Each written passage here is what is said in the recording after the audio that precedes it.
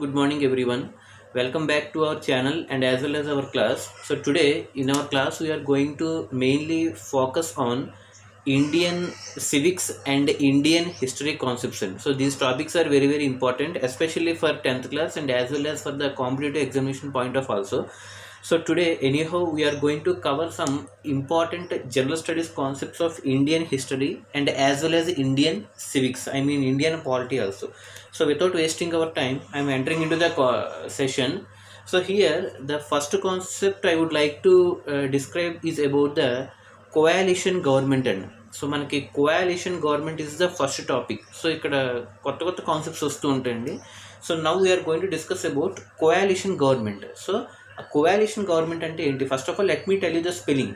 Coalition, COALITION, coalition. Okay, so what is the meaning of this coalition government ante? So this topic is generally related to the elections. So మనం జనరల్గా elections అవి జరుగుతూ ఉంటాయి కదా. So every 5 years ఒకసారి మనకి elections అనేవి జరుగుతూ ఉంటాయి. ఈ ఎలక్షన్స్లో డిఫరెంట్ పొలిటికల్ పార్టీస్ అనేవి కంటెస్ట్ చేస్తూ ఉంటాయి, అవునా కదా? ఈ పొలిటికల్ పార్టీస్ అన్నీ కూడా కంటెస్ట్ చేసినప్పుడు ఎలక్షన్స్లో ఏ పార్టీ అయితే విన్నింగ్ సాధిస్తుందో, జనరల్గా మనకు తెలిసిన పాయింట్ ఆఫ్ వ్యూలో చూసుకుంటే, సో జనరల్గా ఈ ఎలక్షన్స్లో ఏ పార్టీ అయితే ఏ పొలిటికల్ పార్టీ అయితే విన్నింగ్ సాధిస్తుందో that political party will form the government. అది మనకు తెలిసినటువంటి రూల్. కానీ ఇక్కడ జనరల్గా ఇంకొక రీజన్ కూడా ఉందండి. అంటే ఒక గవర్నమెంట్ ఫామ్ చేయాలి అంటే ఎలక్షన్స్లో విన్నింగ్ అయితే సరిపోదండి, విన్నింగ్తో పాటు మెజారిటీ ఆఫ్ ద సీట్స్ కూడా రావాలి. అంటే ఇక్కడ 2 conditions సాటిస్ఫై చేయాలి. Got it or not?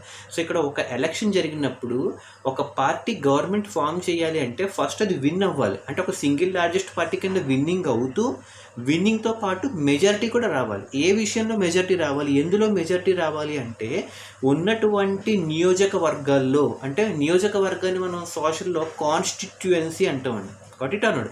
For example 100 constituencies అంటే 100 నియోజకవర్గాలు ఉన్నాయి అనుకోండి. ఫర్ ఎగ్జాంపుల్ ఒక చిన్న స్టేట్లో 100 కాన్స్టిట్యుయెన్సీస్ ఉంటే ఈ 100 కాన్స్టిట్యుయెన్సీస్లో విన్నింగ్ అవుతూ విన్నింగ్తో పాటు మెజారిటీ కూడా రావాలి. మెజారిటీ అంటే మోర్ దెన్ హాఫ్, అంటే 50% వాళ్ళు ఎక్స్ట్రాగా, అంటే 50% వాళ్ళు క్రాస్ చేయాలి.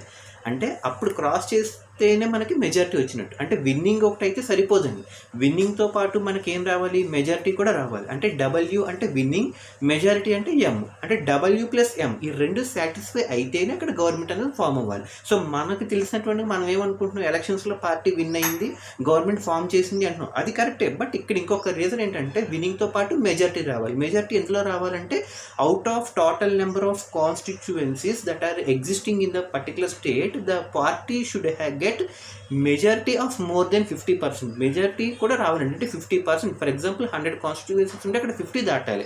50 దాటుతూ రిమైనింగ్ పొలిటికల్ పార్టీస్ కంటే ఎక్కువగా సీట్స్ కూడా రావాలండి. అంటే విన్నింగ్తో పాటు మెజారిటీ కూడా రావాలి. అలా వస్తేనే అది గవర్నమెంట్ అనేది ఫామ్ చేయడానికి ఎలిజిబిలిటీ ఉంటుంది. ఇన్ కేస్ అలా రాకపోతే, ఫర్ ఎగ్జాంపుల్ 4 పొలిటికల్ పార్టీస్ తీసుకున్నాను. పార్టీ అంటే నేను I don't want to mention any political party, నేను రఫ్గా చెప్తానండి as per your example point of view. Party A, party B, party C, party D. So let me take one example. So 4 political parties ఉన్నాయండి.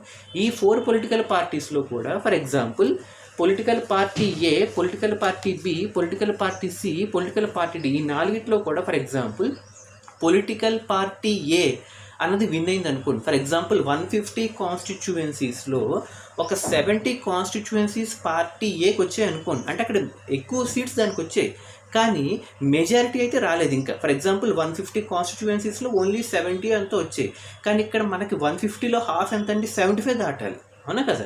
కానీ ఇక్కడ వీళ్ళకి 70 వచ్చాయి. అంటే single largest party కింద చూసుకుంటే పార్టీ ఏ లీడింగ్లోనే ఉంది, కానీ ఇంకా గవర్నమెంట్ ఫామ్ చేయడానికి మనకి ఏం కావాలి, విన్నింగ్తో పాటు మెజారిటీ కావాలి.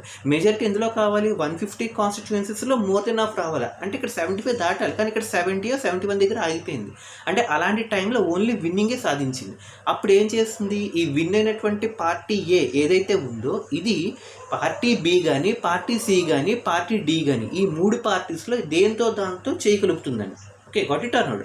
సో ఎందుకంటే ఇక్కడ విన్నింగే వచ్చింది, మెజారిటీ రాలేదు కాబట్టి. In order to get the majority రావాలంటే ఖచ్చితంగా ఈ విన్ అయిన పార్టీ ఏదైతే ఉంటుందో, for example political party A అని చెప్పాం. ఈ పొలిటికల్ పార్టీ ఏ అన్నది బీసీడీలతో ఖచ్చితంగా దేనితో దాంట్లో టైఅప్ అవుతుంది. ఈ టైఅప్ అయినప్పుడు వాళ్ళ రెండు పార్టీస్ మధ్య మ్యూచువల్ అండర్స్టాండింగ్ కనుక కుదిరితే అప్పుడు గవర్నమెంట్ అనేది ఫామ్ అవుతుందండి.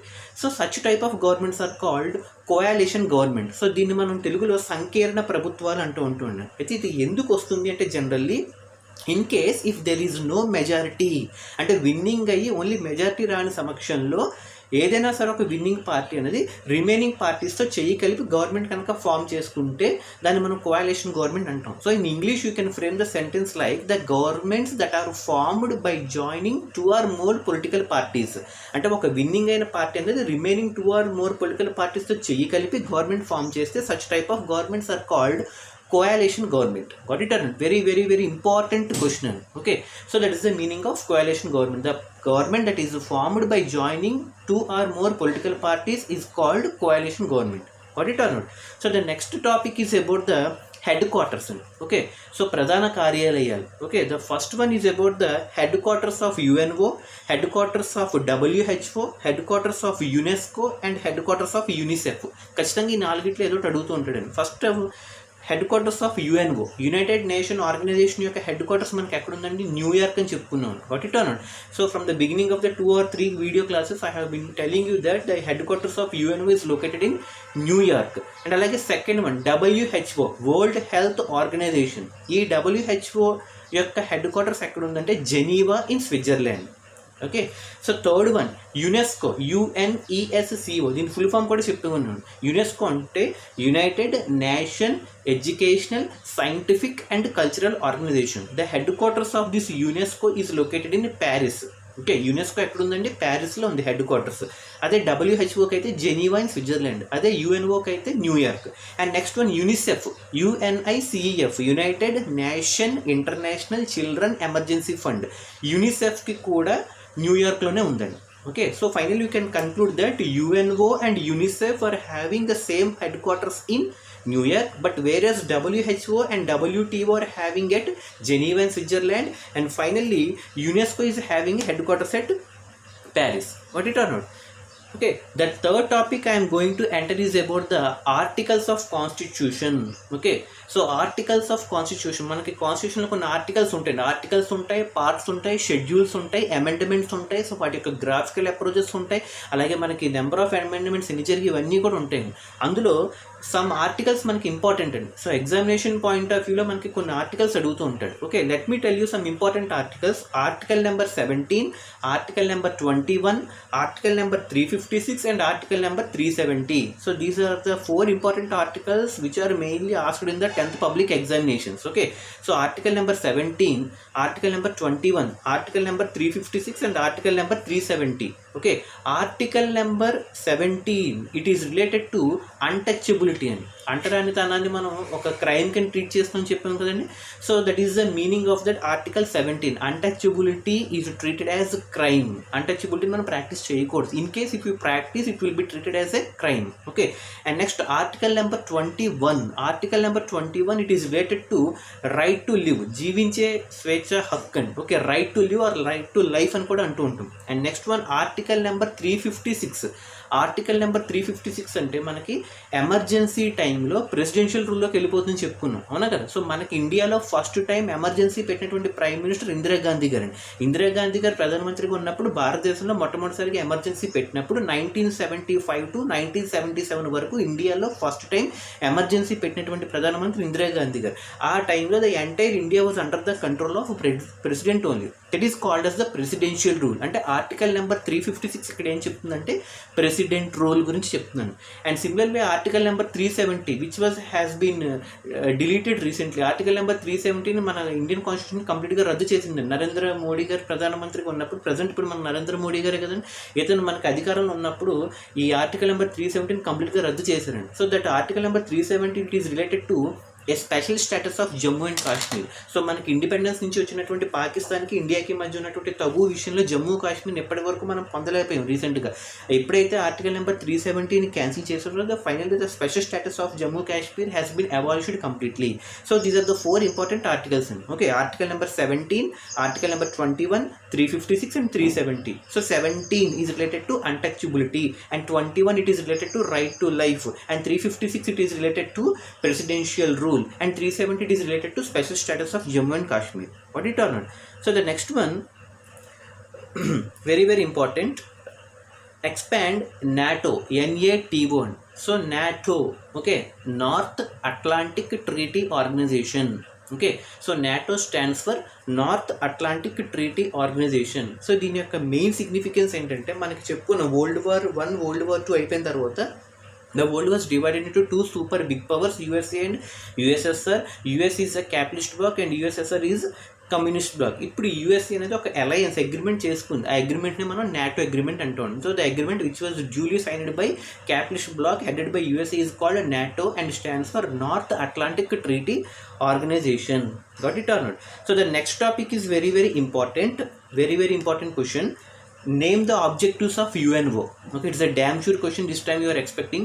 So name the objectives of UNO. UNO యొక్క మెయిన్ ఆబ్జెక్టివ్స్ ఏంటి? ఫస్ట్ ఆఫ్ ఆల్ అసలు UNO ఎందుకు ఫామ్ అయింది అని మనం చూడాలండి. Okay, so name the objectives of UNO అంటే first of all you have to understand that UNO stands for united nation organisation. Okay, ఇది ఎప్పుడు ఫామ్ అయిందంటే after world war II. It was the body which was formed after world war II and it stands for united nation organisation. It was formed on 24th October 1945 with headquarters at New York. ఎందుకు form అయింది? దానికి కొన్ని objectives ఉంటాయండి. Okay, so what are the 4 important objectives of UNO? అసలు UNO ఎందుకు form అయింది అంటే first important objective is to preserve the world peace. Okay, first point is to preserve the world peace అంటే ప్రపంచ శాంతిని పరిరక్షించాలి. అంటే already World War I, World War II అయ్యే, ఇంకోసారి ఇటువంటి వరల్డ్ వార్స్ రాకుండా ప్రపంచ శాంతిని పరిరక్షించుకోవాలి అంటే to preserve the world peace. And second one to uphold the human rights. To uphold అంటే ఎక్కడ కూడా మానవులు వాళ్ళ యొక్క హక్కుల్ని వైలేట్ అవ్వకూడదు. అంటే వాళ్ళ గ్రిప్లో పెట్టుకుని వాళ్ళకి ప్రతి రైట్ వాళ్ళకి చేరవలసిన హక్కు వాళ్ళకు ఉంది. అంటే వాళ్ళు అనుభవించాల్సిన రైట్ వాళ్ళకు ఉంది. So to uphold the human right, to preserve the world peace. And third important objective is to respect the international law. Okay, ఇంటర్నేషనల్గా వచ్చినటువంటి లాస్ ఏవైతే ఉంటాయో అంతర్జాతీయ చట్టాలని చెప్తూ ఉంటాను. To respect the international law అంటే ఇంటర్నేషనల్ కోర్ట్ ఆఫ్ జస్టిస్ ఇచ్చినటువంటి ఇంటర్నేషనల్ లాస్ ఏవైతే ఉంటాయో వాటిని గౌరవించాల్సిన బాధ్యత మనకు ఉంది. That is the third objective. And fourth one సమాజ అభివృద్ధికి తోడ్పడాలండి. అంటే సమాజానికి అభివృద్ధి అంటే to promote the social progress. Social progress అంటే సమాజాన్ని ఒక స్థితికి తీసుకురావాలి, అభివృద్ధి స్థితికి. So these are the 4 important objectives of UNO. Got it or not? The first one is to preserve the world peace. Second one to uphold the human rights. And third one to respect the international laws. And fourth one to promote the social progress. So these are the 4 important objectives made that are responsible for UNO. Got it or not? So the next one, Great Depression. Okay, great depression ఇది మనం already మన previous video క్లాస్లో కూడా చెప్పామండి. Great depression అంటే మనకి తీవ్ర ఆర్థిక మాంద్యం. మనకి ఇప్పుడు కరోనా వల్ల మన ఆర్థిక మాంద్యం ఎలా పడిపోతుందో అప్పుడు కూడా 1929 నుంచి 1939 దాదాపు 10 సంవత్సరాల పాటు గ్రేట్ డిప్రెషన్ అనేది మన ప్రపంచాన్ని కుదిపేసింది. ఓకే, ఈ గ్రేట్ డిప్రెషన్ కూడా one of the important drastic change in the 20th century. Okay, 20th centuryని ఏజ్ ఆఫ్ ఎక్స్ట్రీమ్స్ అని చెప్పుకున్నాం కదండి, అవునా కదా? ఈ 20th century are calling it as age of extremes. It was coined by Eric Hobsbawm. ఆ పాయింట్లో అంటే ఏజ్ ఆఫ్ ఎక్స్ట్రీమ్స్ ఎందుకు అంటున్నాం అంటే ఈ పాయింట్ కూడా మనం యాడ్ చేసుకోవచ్చు. Because it was the first time in the world has experienced a great depression in 1929 to 1939 for a period of 10 years which is equal to 1 decade. అది ఇది అంతా ఎందుకు జరిగిందో మీకు రీజన్ కూడా చెప్పానండి. అంటే అమెరికాలో ఉన్నటువంటి స్టాక్ మార్కెట్ కంప్లీట్గా కొలాప్స్ అయిపోవడం వల్ల the great depression has started in the year of 1929. Very very important. 1929లో స్టార్ట్ అయిందండి. 1939 వరకు it has created a massive destruction in the world wide. Okay, it was started in the country of యుఎస్ఏలో start అయ్యి and it has spread to many other countries. Okay, so it was starting countries USA and it started because of the collapsing of the stock market. అయితే దీని యొక్క effects ఎలా ఉన్నాయంటే many people they lost their jobs. చాలా మంది ఉద్యోగాలు కోల్పోయారండి. అంటే unemployment has been increased. So it is one of the effect of great depression. అంటే అన్ఎంప్లాయ్మెంట్ అనేది మ్యాజివ్గా పెరిగిపోయింది. మ్యాజివ్ అన్ఎంప్లాయ్మెంట్ అంటూ ఉందండి. ఏమంటాం? Massive unemployment has been increased. Many industries and factories are also shut down. అంటే చాలా ఇండస్ట్రీస్ ఫ్యాక్టరీస్ షట్ డౌన్ చేసేసారు. It's the second effect. And many of the persons the became unemployed. అంటే చాలా మందికి ఉద్యోగాలు అనేది కోల్పోవడం జరిగిందండి.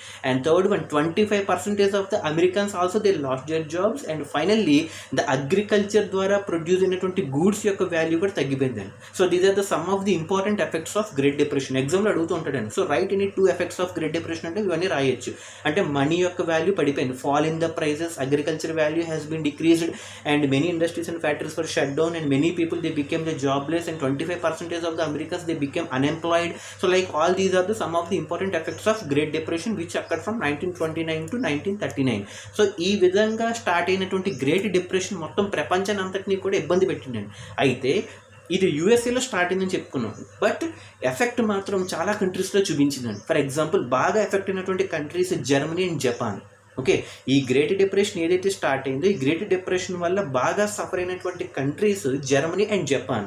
బికాజ్ స్టార్ట్ అయింది మాత్రం యూఎస్ఏ, బట్ బాగా వరస్ట్ సిచ్యువేషన్ ఫేస్ చేసింది మాత్రం జర్మనీ అండ్ జపాన్. ఇప్పుడు వీళ్ళిద్దరిని ఆదుకోవడం కోసం, అంటే ఈ జర్మనీ అండ్ జపాన్ వీటి యొక్క ఎకనామిక్ సిచ్యువేషన్ని మళ్ళీ తిరిగి తీసుకురావడానికి, అంటే in order to revive the economic situation of Germany and Japan, ఈ యూఎస్ఏ వాళ్ళు ఒక ప్లాన్ తీసుకొచ్చారండి. Okay, that is called Marshall plan. Okay, ఈ మార్షల్ అనే అతను అమెరికాకి ఆ టైంలో ప్రెసిడెంట్ అండి. ఈ మార్షల్ అనే వ్యక్తి ఏం చేశాడంటే ఇన్ ఆర్డర్ టు రివైవ్, అంటే దాన్ని మళ్ళీ తిరిగి తీసుకురావడానికి, అంటే రికవర్ చేయడానికి, ఎస్పెషల్లీ జర్మనీ అండ్ జపాన్ బాగా పేకలోతు కష్టాల్లోకి వెళ్ళిపోయి ఆ టైంలో, అవునా కదా. ఇన్ ఆర్డర్ టు రివైవ్ అంటే మళ్ళీ తిరిగి నార్మల్ స్టేట్కి తీసుకురావడానికి, in order to revive Germany and Japan from the effects of the great depression, Americans they came with a plan called Marshall plan. And according to this Marshall plan the USA will give some funds or it will allot some funds in order to revive the Germany and Japan from the Great Depression activities. Okay, this is called as the Marshall Plan. So Marshall Plan ప్రకారం America అనేది ఏ కంట్రీస్కి సాయం చేయాలండి, Germany and Japan, in order to get the relief from the effects of the Great Depression. Okay, ఇదే టైంలో మనకి 3 R's technique కూడా develop చేశారండి. 3 R's టెక్నిక్ అని చెప్తూ ఉంటాం.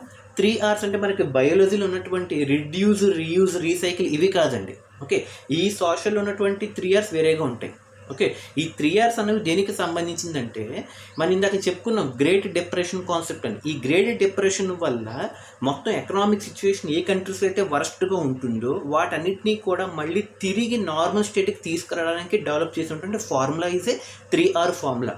ఓకే, 3R ఫార్ములా ఏంటంటే in order to develop the countries which were worst situationed by the Great Depression, those countries have to be again back to the normal condition. So దానికోసం తీసుకురావడానికి 3R develop చేశారండి.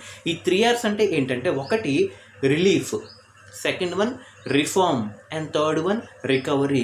Relief, reform, recovery, these are the 3R technique. Okay, వీటి మనం ఏమంటాం అంటే 3R technique అంటాం. ఈ 3R technique ఉపయోగించుకుని ఈ గ్రేట్ డిప్రెషన్ ద్వారా ఎఫెక్ట్ అయినటువంటి కంట్రీస్ని మళ్ళీ తిరిగి నార్మల్ స్టేట్కి తీసుకురావడానికి డెవలప్ చేసినటువంటి ఒక 3R technique, relief, reform and recovery. Okay, so these are the concepts that are related to both Great Depression and as well as Marshall Plan and 3Rs. ఈ మూడు కూడా ఇంటర్లింక్డ్ అండి. సో ఇప్పుడు మనం చూసుకుంటే గ్రేట్ డిప్రెషన్ కవర్ చేసుకున్నాం, great depression యొక్క effects చూసుకున్నాం, ఆ తర్వాత మార్షల్ ప్లాన్ అంటే ఏంటో చూసుకున్నాం, 3Rs అంటే ఏంటో చూసుకున్నాం, UN యొక్క ఆబ్జెక్టివ్స్ చూసాం, కోalition గవర్నమెంట్స్ చూసాం, అండ్ అలాగే హెడ్ క్వార్టర్స్ చూసాం, నాటో చూసాం. So the next topic is about the who is the first non-Congress Prime Minister of India. Okay, who is the first non-Congress Prime Minister of India? Okay, జనరల్గా మనం చూసుకుంటే independence 1947లో వచ్చిందండి. 1947లో independence వచ్చిన తర్వాత first time general elections ఎప్పుడు జరిగాయని చెప్పుకున్నాం అంటే 1952లో ఫస్ట్ టైం జనరల్ ఎలక్షన్స్ జరిగాయి. 1952, మళ్ళీ 1957, 1962, 1967, 1972 ఇవన్నీ వరుసగా అన్ని ఎలక్షన్స్లో కూడా కంప్లీట్గా కాంగ్రెస్ పార్టీ గెలుస్తూ వచ్చిందండి. అందుకే దాన్ని మనం సింగిల్ లార్జెస్ట్ పార్టీ లేదా సింగిల్ డామినెంట్ పార్టీ అని కూడా చెప్పుకున్నాం, లేదా వన్ పార్టీ డామినెన్స్ అని కూడా చెప్పుకున్నాం. అంటే మనం చూసుకుంటే ఫస్ట్ 5 ఎలక్షన్స్లో కూడా అదే విన్ అయింది. 52, 57, 62, 67, 72 వరకు అదే కంప్లీట్గా విన్ అవుతూ వచ్చింది. అంటే అక్కడ మనం చూసుకుంటే ఈ ప్రతి ఎలక్షన్లో కూడా కాంగ్రెస్ తరపున వాళ్ళే వస్తున్నారు ప్రైమ్ మినిస్టర్స్. అంటే ఫస్ట్ మనం చెప్పుకున్నాం జవహర్లాల్ నెహ్రూ, తర్వాత లాల్ బహదూర్ శాస్త్రి తర్వాత ఇందిరాగాంధీ, ఇలా చూసుకుంటే మనకి వాళ్ళే వస్తున్నారు. కానీ ఫస్ట్ టైం నాన్ కాంగ్రెస్ నుంచి, అంటే కాంగ్రెస్ పార్టీ నుంచి కాకుండా నాన్ కాంగ్రెస్ ప్రైమ్ మినిస్టర్గా ఎవరు వచ్చారని అడుగుతున్నారండి. Okay, the answer is Morarji Desai. Okay, very very important అండి. అంటే ఫస్ట్ టైం కాంగ్రెస్ పార్టీకి ఒక ఆపోజిషన్గా పెడుతూ కాంగ్రెస్ పార్టీ నుంచి కాకుండా నాన్ కాంగ్రెస్ పార్టీ నుంచి వచ్చినటువంటి ఫస్ట్ ప్రైమ్ మినిస్టర్ ఎవరంటే Morarji Desai, MORARJI, Morarji, MORARJI, Morarji Desai. He is the first non Congress prime minister and he came to the ruling in 1977.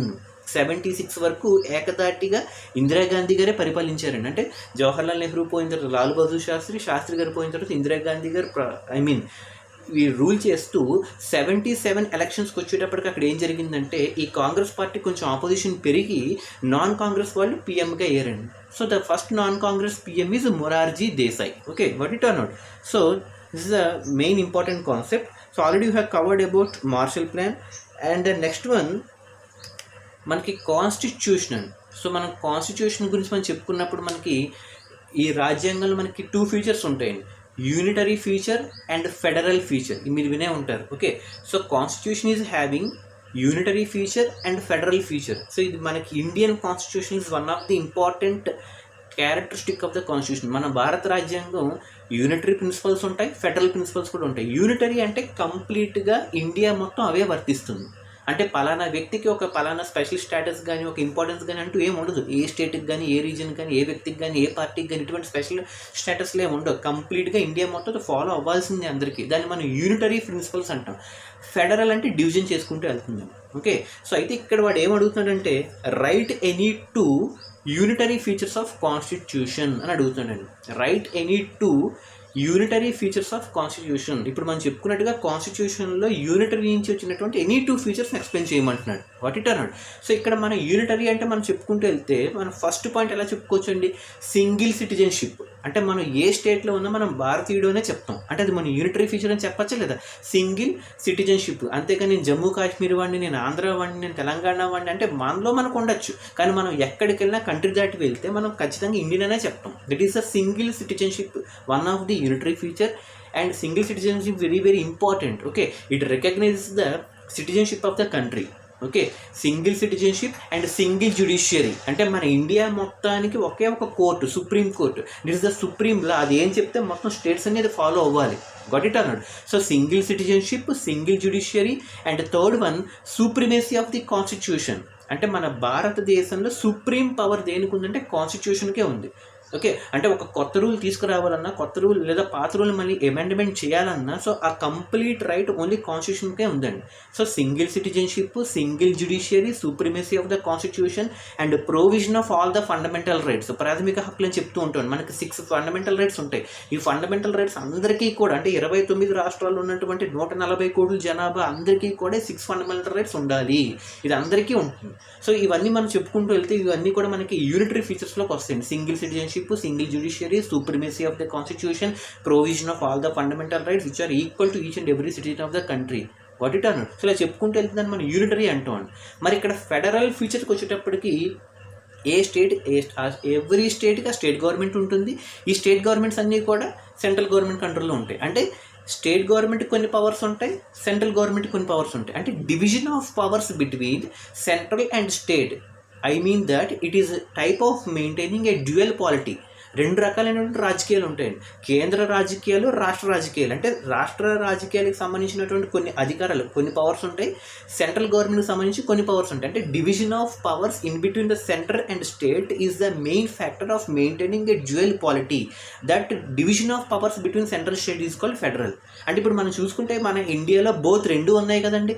ఏ స్టేట్కి ఆ స్టేట్ గవర్నమెంట్ పవర్స్ ఉన్నాయి.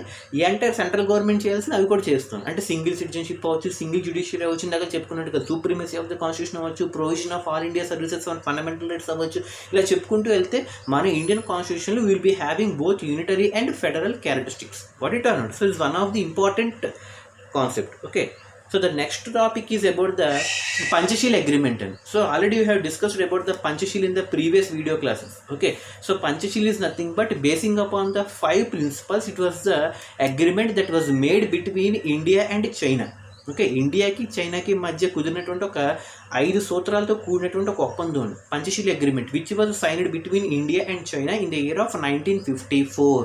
ఓకే, 5 ప్రిన్సిపల్స్ని బేస్ చేసుకుని గాంధీ గారు చెప్పినటువంటి గాంధీవాదానికి సంబంధించిన ప్రిన్సిపల్స్ని బేస్ చేసుకుని చైనాకి ఇండియాకి మధ్య జరిగినటువంటి అగ్రిమెంట్నే మనం we are calling it as Panchsheel which was made between India and China in 1954 basing on the Gandhian principles to promote peace and equality and respect. అంటే 2 కంట్రీస్కి మధ్య peace and equality and respect అనేది డెవలప్ అవుతూ ఒకరినొకరు గౌరవించుకోవాలండి. So these are the some of the important principles of the Panchsheel agreement. Okay, got it or not? So the next one is about the China history. మనం national liberation movements in colonies మనం చెప్పుకున్నప్పుడు China గురించి చెప్పుకుంటూ ఉంటాం. Sun Yat Sen అని పేరు వినే ఉంటారు. Sun Yat Sen is the founder of modern China అని చెప్తూ ఉంటామండి. ఓకే, ఈ Sun Yat Sen is the main person who converted that monarchial China into republic of China. Because ఈ చైనా కంట్రీ అన్నది 1911 వరకు కూడా అది మోనార్కీ కంట్రోల్లో ఉండేదండి, అంటే రాజులు పరిపాలించేవాళ్ళు. అయితే ఫస్ట్ టైం 1911లో ఈ మోనార్కీని ఓవర్త్రో చేసి చైనాలో రిపబ్లిక్ని తీసుకొచ్చినటువంటి వ్యక్తి Sun Yat sen. Okay, that wise we are calling this person as founder of modern China is Sun Yat-sen. Okay, because he is the person who has overthrown the Manchu dynasty. అంటే మనం చెప్పుకున్నట్టుగా 1911 వరకు మనకి చైనా అనేది ఎవరి కంట్రోల్లో ఉందండి? మంచు డైనాసిటీ. అంటే మంచు డైనాసిటీకి సంబంధించినటువంటి రాజులు పరిపాలించారు. సో దాన్ని ఓవర్త్రో చేసి రిపబ్లిక్ అని మార్చినోడు Sun Yat Sen. That's why you are calling Sun Yat Sen as the founder of modern China. అతను ఫాలో అయినటువంటి 3 ప్రిన్సిపల్స్ ఉంటాయండి.